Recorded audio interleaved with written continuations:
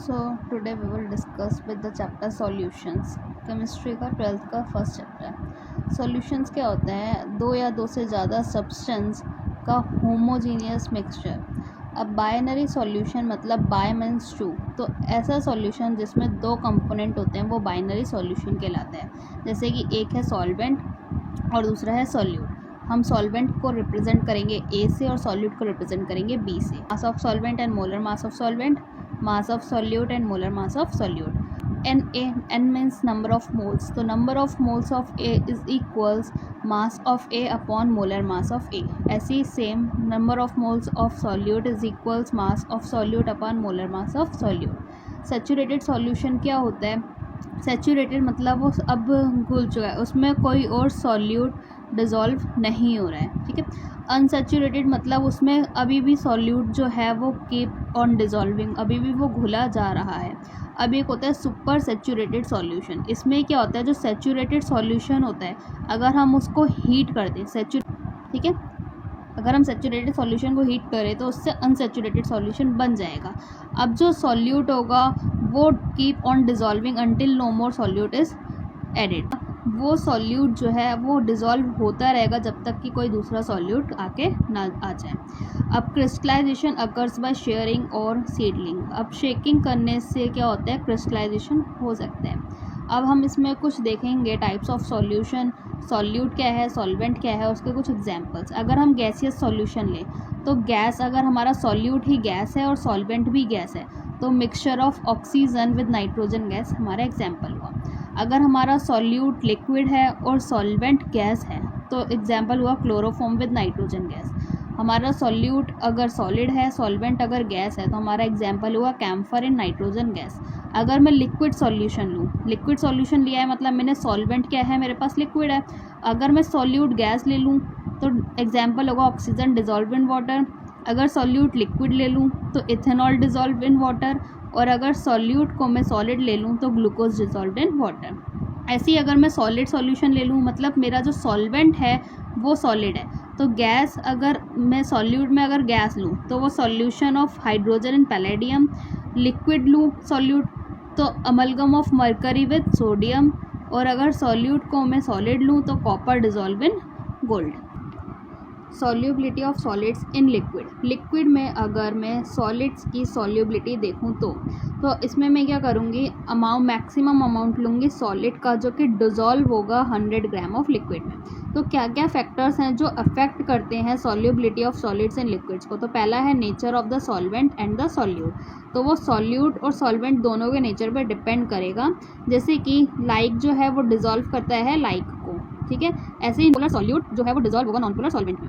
अब जो polar molecule होते हैं उसका डायपोल मूवमेंट नॉन जीरो होता है और जो नॉन पोलर होते हैं उनका डायपोल मूवमेंट जीरो होता है। फर्दर हम आगे बढ़ेंगे। जो पोलर सॉल्यूट है वो पोलर सॉल्वेंट में ही डिजॉल्व होगा। जैसे कि हमारा एग्जांपल है शुगर, जो कि हमारा पोलर मॉलिक्यूल है वो डिजॉल्व होगा वाटर में जो कि पोलर है। ऐसे आयोडीन जो कि नॉन पोलर है वो डिजॉल्व होगा CCl4 में जो कि नॉन पोलर है।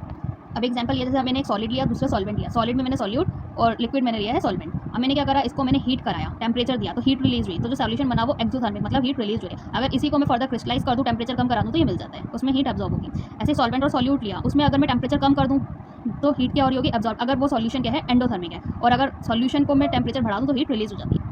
अगर अब मैं देखूँ इफेक्ट ऑफ टेम्परेचर, पहला था nature of solvent and solute, दूसरा इफेक्ट ऑफ टेम्परेचर। तो अगर डिसोल्यूशन मेरा एंडोथर्मिक है तो टेम्परेचर बढ़ाने पे सॉल्युबिलिटी बढ़ेगी, जैसे एग्जांपल NaNO3 NaOH। अगर डिसोल्यूशन मेरा एक्सोथर्मिक है तो टेम्परेचर बढ़ाने पे सॉल्युबिलिटी कम होगी, जैसे हमारा एग्जांपल है H2SO4। और तीसरा है डिसोल्यूशन का अगर कोई रेगुलर पैटर्न नहीं है तो एग्जांपल है Na2SO4.10H2O। तो सॉल्युबिलिटी का टेम्परेचर के साथ अगर देखा जाए तो कुछ ऐसा ग्राफ आएगा, जो कि ये एक जो है ग्लोबुलर सॉल्ट में प्रेशर का इफेक्ट देखो, इफेक्ट ऑफ प्रेशर, तो कोई इफेक्ट नहीं पड़ता।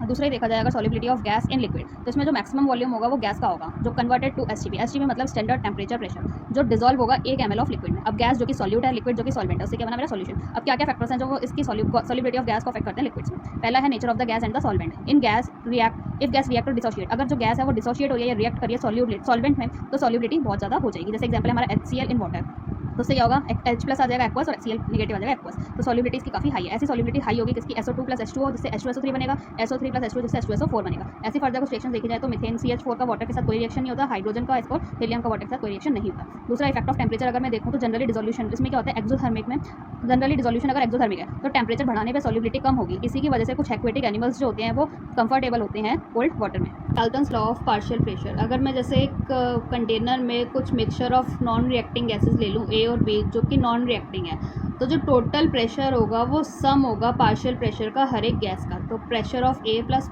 Partial pressure of A plus partial pressure of B. तो ए का जो पार्शियल प्रेशर होगा उसके क्या होगा, वो mole fraction of A in gaseous phase into total pressure के बराबर होगा, जहाँ पे एक्स ए इस क्या है गैसियस फेज का मोल फ्रैक्शन, जिसको हम वाई ए से रिप्रेजेंट करेंगे। ऐसे फर्दर पी बी मतलब पार्शियल प्रेशर ऑफ बी जो आएगा वो एक्स बी मतलब vapour pressure mole fraction of be in gaseous phase into total pressure. अगर अब मैं दूसरा प्रेशर का इफेक्ट देखूँ, इफेक्ट ऑफ प्रेशर जो कि हेनरीज लॉ है, इसमें क्या होगा, जो मास ऑफ गैस होगा वो जो डिज़ोल्व होगा लिक्विड में वो प्रोपोर्शनल होगा प्रेशर के जो लिक्विड के ऊपर लग रहा होगा। m is directly proportional to p, directly proportional का साइन हटेगा तो एक कांस्टेंट आएगा k। अब ऐसे ही मैंने एक कंटेनर ले लिया जिसमें लिक्विड है और कुछ दो नॉन रिएक्टिंग गैसेज है a और b जो रिएक्ट नहीं कर रही हैं। तो जो सॉल्युबिलिटी होगी a की वो पार्शियल डायरेक्टली प्रोपोर्शनल होगी ए के पार्शियल प्रेशर के। तो डायरेक्टली प्रोपोर्शनल का साइन हटेगा तो एक कांस्टेंट आएगा के। तो ऐसे यहाँ से क्या आ गया, P A is a 1/k of S A, जहाँ पे 1/k है हमारे हेनरीज कांस्टेंट। अब मैं ऐसे इसको यहाँ पे एस को एक्स से रिप्रेजेंट करूँगी जो कि है हमारी सॉल्युबिलिटी। तो एक फॉर्मूला आता है P A is equals to K H into X, जहाँ पे के एच हमारा हेनरीज कांस्टेंट है, एक्स हमारी सॉल्युबिलिटी है। अगर मैं ये वाला फॉर्मूला लेती हूँ तो यहाँ पे हेनरीज कांस्टेंट की यूनिट आएगी mole litre inverse atmosphere inverse, और अगर ये वाला फॉर्मूला लेती हूँ तो यहाँ पे हेनरीज कांस्टेंट की यूनिट आएगी एटमॉस्फेयर लीटर पर मोल। अब कैरेक्टरिस्टिक्स क्या है हमारी हेनरीज कांस्टेंट की। जो हेनरीज कांस्टेंट है वो डिपेंड कर रहा है नेचर ऑफ गैस पे, डिपेंड कर रहा है टेम्परेचर पे, और इन्वर्सली प्रोपोर्शनल होता है सॉल्युबिलिटी ऑफ गैस के। तो मैं यहाँ पे ये कह सकती हूँ जो टेम्परेचर है वो सॉल्युबिलिटी ऑफ गैस के इन्वर्सली प्रोपोर्शनल होगी। अब कुछ लिमिटेशंस देखी जाए हेनरीज लॉ की, तो वो है गैस रिएक्ट विद सॉल्वेंट, जैसे NH3 ammonia dissolve with water जो देगा NH4OH, जिससे कि हमारे आयंस आ जाएंगे NH4 positive plus OH negative. Pressure अगर बहुत ज़्यादा होगा तो, टेम्परेचर अगर बहुत कम होगा तो, और व्हेन गैसेस डिसोशिएट और एसोशिएट इन अ सॉल्वेंट, और जब एक सॉल्वेंट में कोई गैस टूट रही होगी या जुड़ रही होगी। अब अगर हेनरीज लॉ की एप्लीकेशन देखें तो एप्लीकेशन ऑफ हेनरीज लॉ में क्या है, पहला है इन डीप सी ड्राइविंग, दूसरा for people living at high altitude. उसमें क्या होता है, जो हाई एल्टीट्यूड्स पे अगर हम जाते हैं तो जैसे जैसे ऊपर जाएंगे तो प्रेशर कम हो जाता है। और तीसरा है in function of lungs concentration of solution. इसमें हम देखेंगे मास परसेंट मतलब W/W, मास बाय मास, मतलब mass of component in solution upon total mass of the solution into 100। Volume by volume percent हमारा है volume of the component divided by total volume of the solution into 100 की percentage है। Mass by volume मतलब mass of solute divided by volume of solution into 100। Parts पर million, million मतलब होता है 1 × 10 की पावर 6, ठीक है। तो number of parts of components divided by total number of parts of all the components जो एक सॉल्यूशन में इंटू 10 की पावर 6। मोल फ्रैक्शन क्या है, मोल फ्रैक्शन को हम रिप्रेजेंट करते हैं एक्स। जैसे मुझे ए का निकालना है, सॉल्वेंट का निकालना है, तो सॉल्वेंट के ही नंबर ऑफ मोल्स होंगे अपॉन टोटल मोल्स। ऐसे ही अगर मुझे सॉल्यूट का निकालना है तो सॉल्यूट के number of moles upon total moles. ऐसी जो अगर जितने भी हमारे पास मोल फ्रैक्शंस जो भी कंपोनेंट होंगे उन सबका मोल फ्रैक्शन का सम 1 आएगा। मोलैरिटी मतलब कैपिटल M से हम इसको डिनोट करते हैं, तो इसमें होता है mass of solute upon volume of solution अगर हम लीटर में लेंगे तो। मोलैरिटी इसको हम रिप्रेजेंट करते हैं स्मॉल m से, इसमें क्या होता है mass of solute upon mass of solvent जो कि किलोग्राम में होगा। वेपर प्रेशर, वेपर प्रेशर क्या है, the pressure exerted by a vapour on a liquid when they are in equilibrium.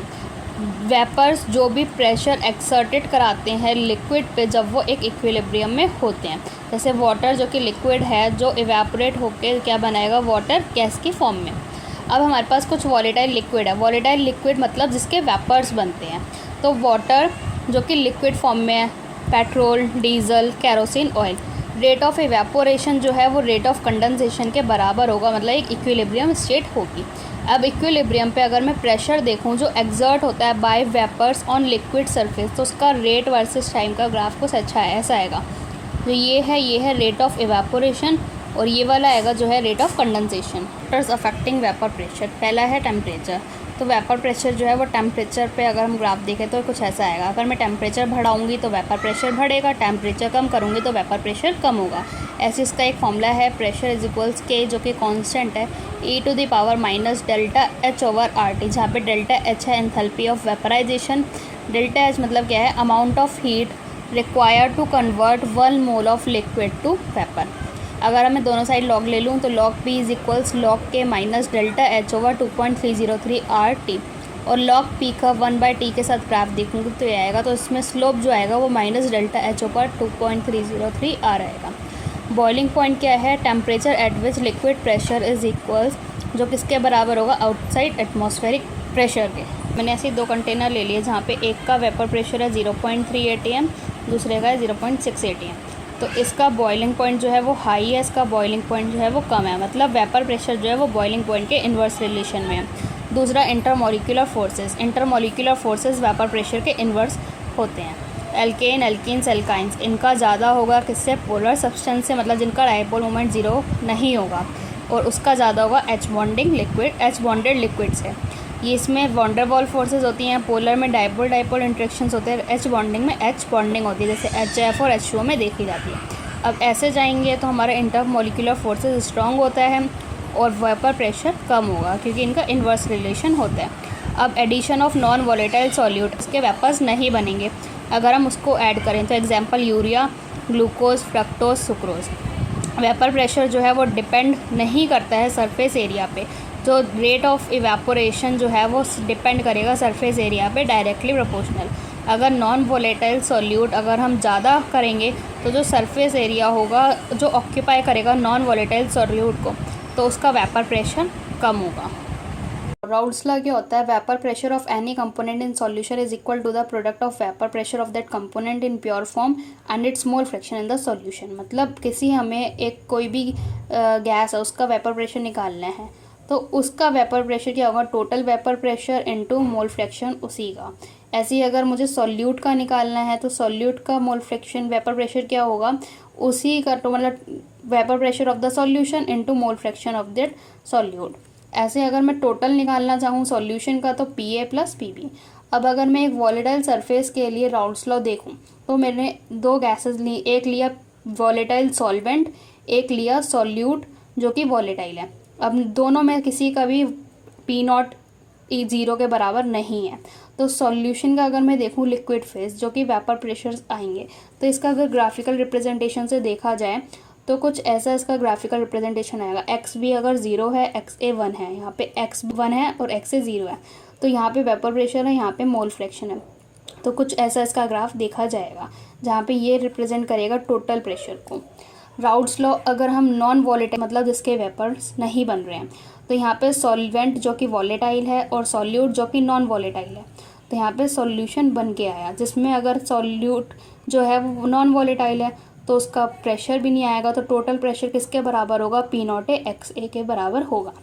अब राउल्ट्स लॉ जो कि एक स्पेशल केस है हेनरीज लॉ का। राउल्ट्स लॉ में क्या होता है, P is P0A and XA, और हेनरीज लॉ क्या होता है, PA = KH × XA। Mole fraction of substance in vapour face, vapour face में अगर देखा जाए तो Dalton's law of partial pressure, यहाँ पे पार्शियल प्रेशर ऑफ A किसके बराबर होगा, mole fraction of A in vapour face into total pressure, जहाँ पे YA किसके बराबर है, XA के बराबर है, जहाँ पे PS मतलब टोटल प्रेशर है, vapour pressure of the solution. तो YA = PA/PS, ऐसे ही फर्दर YB = PB/PS। YB मतलब क्या है, यहाँ पे वेपर फेस में मोल फ्रैक्शंस हैं, दोनों का टोटल कर दूंगी तो 1 आ जाएगा। आइडियल सॉल्यूशन वो है जो राउल्ट्स लॉ को ओबे करता है हर एक कंडीशंस पे। PS = PA + PB, या फिर solvent, solute and solution interaction similar होगा, मतलब इसमें जो इंटरेक्शन होगा सॉल्यूट का और सॉल्वेंट का वो बराबर होगा सॉल्यूट के सॉल्यूशन के इंटरेक्शन के। जैसे PS किसके बराबर होगा, टोटल फ्रैक्शन बराबर होगा P0A XA + P0B XB के। Delta G of mixing negative, delta S of mixing positive. Delta G मतलब गिव्स एनर्जी, डेल्टा S मतलब एंट्रोपी। ये स्पॉन्टेनियस रिएक्शंस हुई। Delta V of mixing 0, delta H of mixing मतलब enthalpy 0, delta U of mixing is 0 and delta P जो कि क्या आएगा, P observed - P calculated. P observed जो वेपर प्रेशर आया है, और P कैलकुलेटेड मतलब जो राउल्ट्स लॉ से आएगा, जहाँ पे राउल्ट्स लॉ 0 है, ठीक है। फॉर एग्जांपल अगर देखा जाए तो होमोलॉगस सीरीज जैसे बेंजीन और toluene, CCl4 plus SiCl4, C2H5OH plus C3H5H7Br, C2H5Br plus C2H5I। अब यहाँ पे क्या है, P0A का प्रेशर ज़्यादा है एज़ कम्पेयर टू P0B, जैसे यहाँ ग्राफ से देखा है। H बॉन्डिंग क्या होती है, हाइड्रोजन बॉन्डिंग क्या है, strong force of attraction between H, F, O और N। जैसे यहाँ पे हमारा देखा गया है F और H के बीच में यहाँ पे हो रही है हाइड्रोजन बॉन्डिंग, जहाँ पे H है पार्शियल पॉजिटिव, F है पार्शियल निगेटिव। ऐसे C2H5OH में हाइड्रोजन बॉन्डिंग, इसमें क्या देखी गई है, इंटरमोलिकुलर H बॉन्डिंग देखी गई है, ठीक। ऐसी HCl में, इसमें क्या है, डाइपोल डाइपोल इंटरेक्शन है, CH3CO CH3, इसमें डाइपोल डाइपोल इंटरेक्शन है। तो जो H बॉन्ड होता है वो ग्रेटर होता है दैन डाइपोल डाइपोल इंटरेक्शन से। नॉन आइडियल सॉल्यूशंस क्या होते हैं, जो राउल्ट्स लॉ को ओबे नहीं करते हर टेम्परेचर और प्रेशर पे, जैसे इसका और इसका अट्रैक्शन इसके अट्रैक्शन के बराबर नहीं होगा। अब अगर मैं प्रॉपर्टीज़ देखूँ नॉन आइडियल सॉल्यूशन की, जो टोटल प्रेशर होगा वो इन दोनों प्रेशर के बराबर नहीं होगा। Delta G Gibbs energy negative होगी, एंट्रोपी पॉजिटिव होगी स्पॉन्टेनियस, और जो डेल्टा वी होगा वो 0 के बराबर नहीं होगा, डेल्टा एच 0 के बराबर नहीं होगा, डेल्टा यू 0 के बराबर नहीं होगा। जो डेल्टा पी होगा वो P observe minus P calculated भी 0 के इक्वल नहीं आएगा। नॉन आइडियल सॉल्यूशन मेरे पास दो तरीके के होते हैं, एक पॉजिटिव डेविएशन और एक नेगेटिव डेविएशन। पॉजिटिव डेविएशन में क्या है, इसमें अगर सॉल्वेंट प्लस सॉल्यूट, सब मेरे को सॉल्यूशन मिल रहा है, तो जो इन दोनों का फोर्स ऑफ अट्रैक्शन होगा वो ज़्यादा होगा एज़ कम्पेयर टू सॉल्यूशन के फोर्स ऑफ अट्रैक्शन से। तो इसमें जो टोटल प्रेशर होगा वो ज़्यादा होगा than P0A XA plus P0B XB।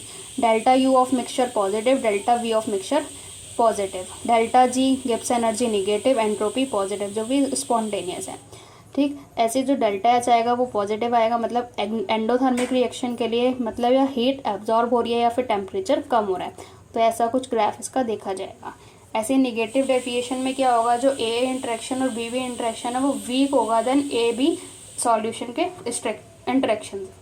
तो यहाँ पे जो टोटल प्रेशर होगा वो कम होगा as compare to P0A XA plus P0B XB। यहाँ पे क्या था, ज़्यादा था, यहाँ पे क्या है, कम है, ठीक है।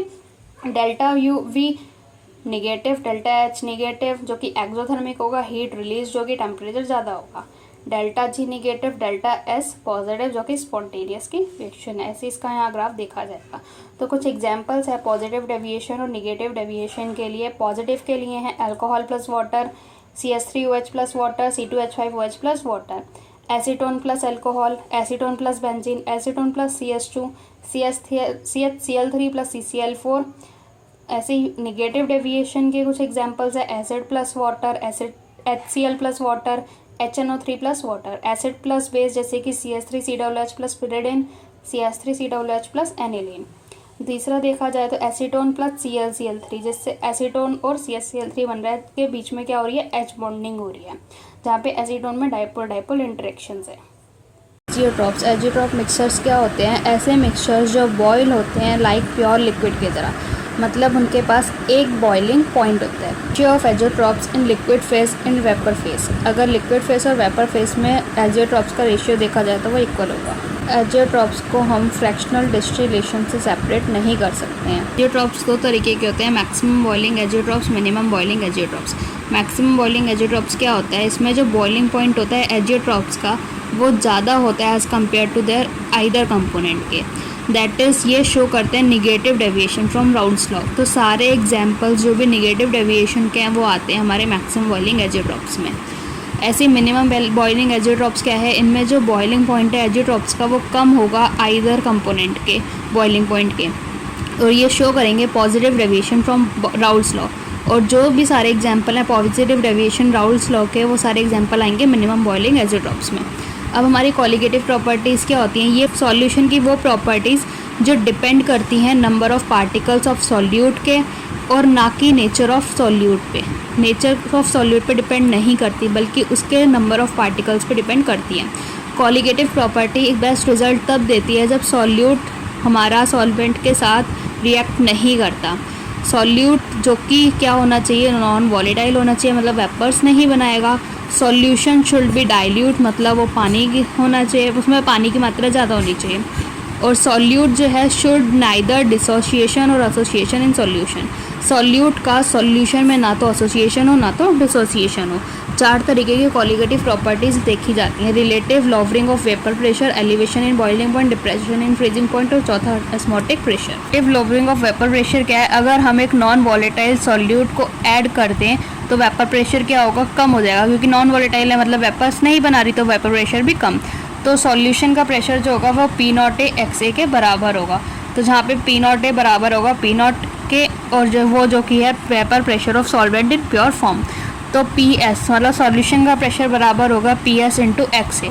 तो यहाँ से PS अपॉन P0 XA के बराबर आ जाएगा। अगर मैं दोनों तरफ 1 से माइनस कर दूँ तो इससे फॉर्मूला ये निकल के आ जाएगा P0 minus PS upon P0 is equals XA, जहाँ पे P0 माइनस PS जो है वो लोवरिंग ऑफ वेपर प्रेशर है और P0 minus PS upon P0 जो है वो relative lowering of vapour pressure. Solution अगर मेरा डाइल्यूट है मतलब लेस देन और इक्वल टू 5% है तो सॉल्यूट के नंबर ऑफ मोल्स बहुत कम होंगे सॉल्वेंट के मोल्स के। तो यहाँ पे Na प्लस NB को मैं Na लिख सकती हूँ। तो यहाँ से फॉर्मूला ये आ सकता है। इस वाले फॉर्मूले से relative lowering of vapour pressure find नहीं कर सकते, हम इससे कर सकते हैं। ये है correct formula to find relative lowering of vapour pressure. दूसरा आता है एलिवेशन एंड बॉइलिंग पॉइंट, जिसको हम रिप्रेजेंट करेंगे डेल्टा TB से। अगर हम एक नॉन वॉलेटाइल सॉल्यूट को ऐड कर दें एक वॉलेटाइल सॉल्वेंट में तो वेपर प्रेशर कम हो जाएगा, ऐसे ही फर्दर बॉइलिंग पॉइंट इंक्रीज हो जाएगा क्योंकि दोनों आपस में इन्वर्स होते हैं। तो डेल्टा TB का फॉर्मूला क्या आएगा? Boiling point of solution minus boiling point of solvent. तो यहाँ से देखा गया जो डेल्टा TB है वो डायरेक्टली प्रोपोर्शनल है मोलैलिटी के। तो अगर हम डायरेक्टली प्रोपोर्शनल का साइन हटाएंगे तो एक कांस्टेंट आएगा जिसको हम कहेंगे मोलर एलिवेशन कांस्टेंट या फिर एबिलियोस्कोपिक कांस्टेंट, जो डिपेंड करेगा सॉल्वेंट पे के बेसिस को हम रिप्रेजेंट करेंगे। ऐसे ही जो अगर हम इसको देखें KB की अगर हम यूनिट देखें तो KB की यूनिट क्या होगी यहाँ पे? केल्विन किलोग्राम पर मोल। तो यहाँ पे जो 8R है, R की वैल्यू होगी 8.314 joule kelvin inverse mole inverse या फिर 25/3 joule kelvin inverse mole inverse. जहाँ से ये फॉर्मूला है KB is equals RT0 square upon 100 of L of vapour pressure, latent heat of vapour pressure. अब enthalpy of vaporisation, delta H of vaporisation क्या है? हमारा heat required to convert 1 mole of liquid to vapour. कितनी heat required होगी 1 mole of liquid को vapour में convert करने के लिए। ऐसे ही lowering latent heat of vaporisation का भी सेम फॉर्मूला है, हीट रिक्वायर्ड टू कन्वर्ट, लेकिन इसमें 1 gram of liquid to vapour. Normal freezing point क्या होता है? सॉलिड अगर लिक्विड में चेंज हो रहा है ऐसे फर्दर लिक्विड सॉलिड में चेंज हो रहा है, वो टेम्परेचर जिस पे जो मेल्टिंग ऑफ सॉलिड है वो किसके इक्वल है? Rate of melting of solid, जो कि इक्वल होगी rate of freezing of liquid. अब आता है डिप्रेशन इन फ्रीजिंग पॉइंट, जिसको हम डेल्टा TF से रिप्रेजेंट करते हैं। तो अगर हम एक नॉन वॉलेटाइल सॉल्यूट ऐड करेंगे तो वेपर प्रेशर कम होगा और फ्रीजिंग पॉइंट कम होगा। तो T0 अगर बढ़ेगा तो TS कम होगा, सॉल्वेंट का बढ़ेगा तो सॉल्यूशन का कम होगा। ऐसे T0 डेल्टा TF का फॉर्मूला आता है T0 माइनस TS। तो यहाँ से देखते हैं अगर डेल्टा TF जो कि डायरेक्टली प्रोपोर्शनल है मोलैलिटी के, तो यहाँ से एक कांस्टेंट डायरेक्टली प्रोपोर्शनल का साइन हटेगा, ऐसे कांस्टेंट आएगा KF, जिसको हम कहेंगे मोलर डिप्रेशन कांस्टेंट या फिर क्रायोस्कोपिक कांस्टेंट। तो यहाँ से अगर हम KF की यूनिट देखें तो वो आएगी केल्विन किलोग्राम मोल इनवर्स। तो यहाँ से फॉर्मूला आ जाता है KF जो कि डिपेंड करता है सॉल्वेंट पे। तो यहाँ से फॉर्मूला आएगा KF का RT0 का whole square upon 1000 of latent heat of fusion, जहाँ पे हम इसको क्या लिख सकते हैं? डेल्टा H ऑफ फ्यूज़न जो कि latent heat of fusion into molar mass of A के बराबर होता है। तो यहाँ से फॉर्मूला ये भी आ सकता है।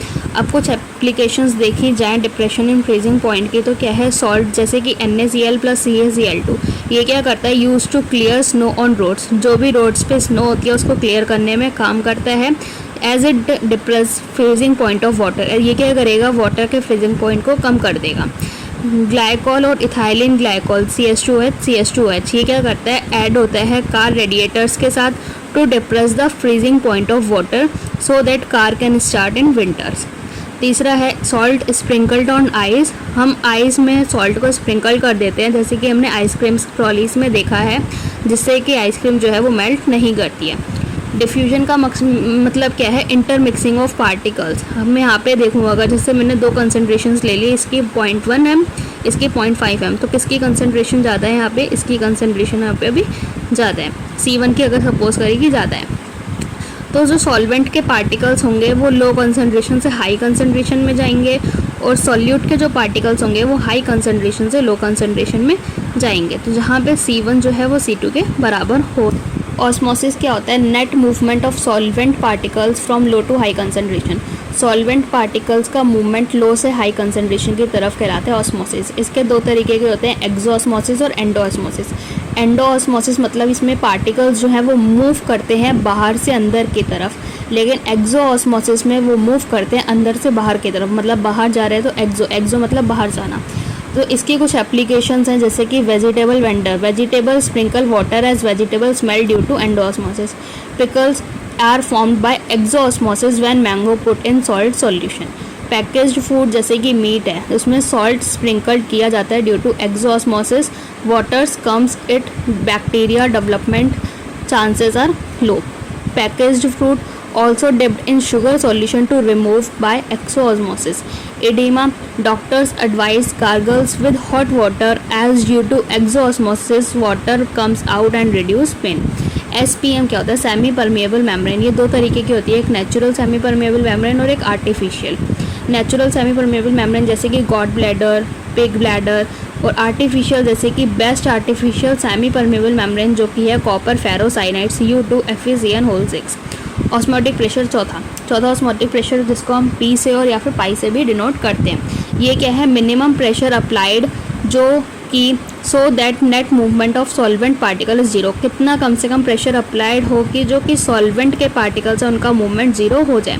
तो पाई इज इक्वल्स CRT। अब ये कैसा है? जो पाई होता है वो डायरेक्टली प्रोपोर्शनल होता है कंसनट्रेशन के टेम्परेचर के। अब जब डायरेक्टली प्रोपोर्शनल का साइन हटेगा तो एक कॉन्स्टेंट आ जाता है R, तो यहाँ से फॉर्मूला आ जाएगा पाई इज इक्वल CRT, जहाँ पे C कंसनट्रेशन है, टेम्परेचर केल्विन में है, और R जो है वो 0.0821 litre atmosphere kelvin inverse mole inverse या फिर 1/12, और दूसरा 0.083 लीटर बार केल्विन इनवर्स मोल इनवर्स या फिर 8.314 joule kelvin inverse mole inverse या फिर 25/3 joule kelvin inverse mole inverse. Osmotic pressures को अगर मैं देखूं हाइड्रोस्टैटिक प्रेशर के टर्म्स में, तो ऑस्मोटिक प्रेशर पाई, उसका फॉर्मूला आ जाता है यहाँ से रो GH, जहाँ पे रो का मतलब है डेंसिटी ऑफ सॉलिड जो कि ग्राम पर सेंटीमीटर क्यूब में होगी, और G जो कि एक्सेलरेशन ड्यू टू ग्रेविटी है, हाइट जो कि सेंटीमीटर में H। आइसोटोनिक सॉल्यूशंस क्या होते हैं? आइसो मतलब सेम, तो ऐसे सॉल्यूशंस जिनका सेम ऑस्मोटिक प्रेशर होता है। पाई 1 इज इक्वल्स पाई 2, तो C1RT इज इक्वल C2RT, जहाँ पे दोनों की कंसनट्रेशंस बराबर आ गई। अब होता है रिवर्स ऑस्मोसिस। रिवर्स ऑस्मोसिस क्या है? जहाँ पे प्रेशर जो है वो ज़्यादा होगा ऑस्मोटिक प्रेशर के, तो सॉल्वेंट के पार्टिकल्स हाई से लो की तरफ कंसनट्रेशन की तरफ मूव करेंगे। जैसे कि डेसिलिनेशन ऑफ वाटर में, यहाँ से मैंने पिस्टन लगा के यहाँ से प्रेशर दिया, तो यहाँ से क्या हुआ? वाटर आउटलेट, यहाँ से वाटर जो है वो बाहर निकल रहा है, जहाँ पे प्रेशर जो है वो ज़्यादा है किसके? ऑस्मोटिक प्रेशर के, पाई के।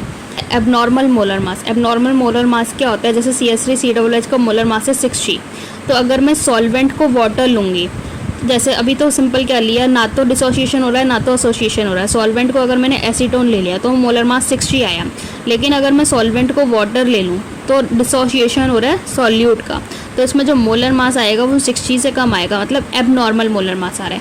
और अगर सॉल्वेंट बेंजीन ले लूँ तो क्या होगा? सॉल्यूट का एसोसिएशन हो जाएगा, तो भी क्या होगा? मोलर मास जो होगा वो कुछ ज़्यादा आ रहा होगा, मतलब एबनॉर्मल मोलर मास आ रहा होगा।